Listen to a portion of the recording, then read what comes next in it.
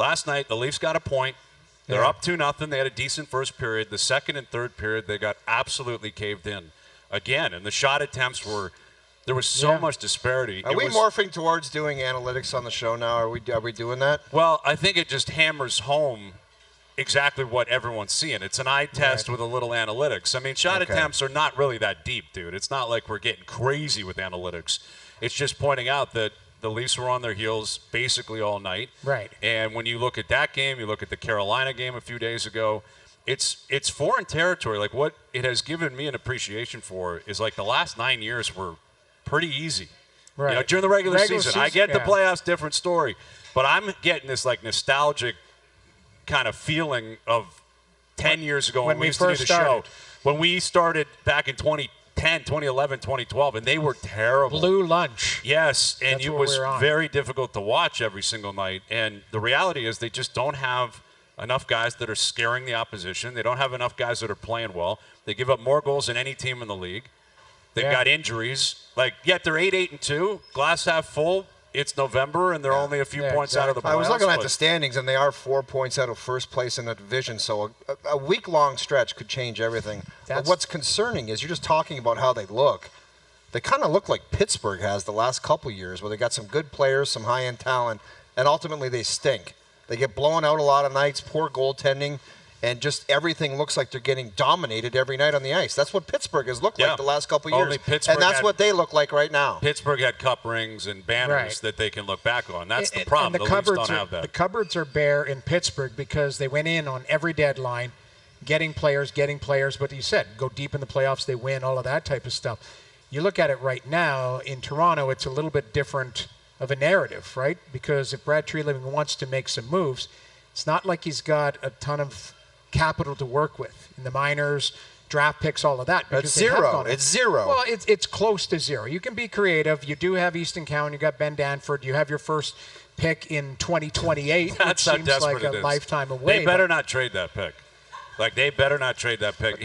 I'm going to make a plea to Brad Treliving from Winnipeg. You told me this when you were being miserable in the lobby about an hour ago. Yeah, it was miserable. I'm getting it together now that we're on the air. I'm happy. The slot machine's 10 feet away. I was worried about you all morning. I know. I've been in a dark place out here. Yeah.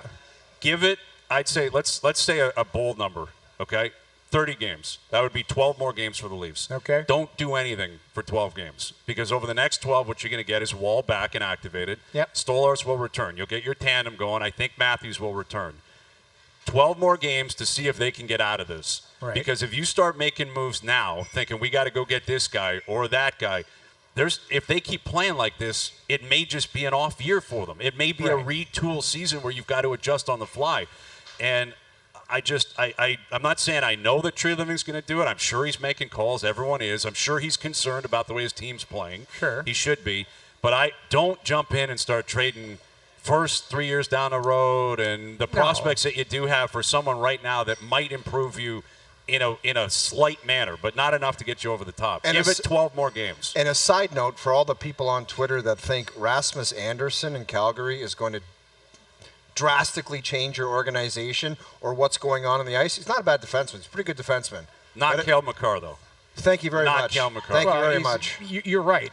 The thing is we have the right as fans and in the media, we live it every day. As in the manager's seat, he's got to take emotion out of this. So he can be pissed off, but he can't make a knee-jerk reaction that has ramifications down the road. Joe from the Bridge can make ridiculous trades from his couch in his mind and go, why don't you just trade for McDavid and give a seventh round? Of course. They'll make that happen. You can't do that. If you're Treliving, you've got to be methodical. And you're not going to trade from a place of, we'll call it weakness, where you identify, this is what I need. The team that you're trading with knows that you want that player, and they ask for a king's ransom.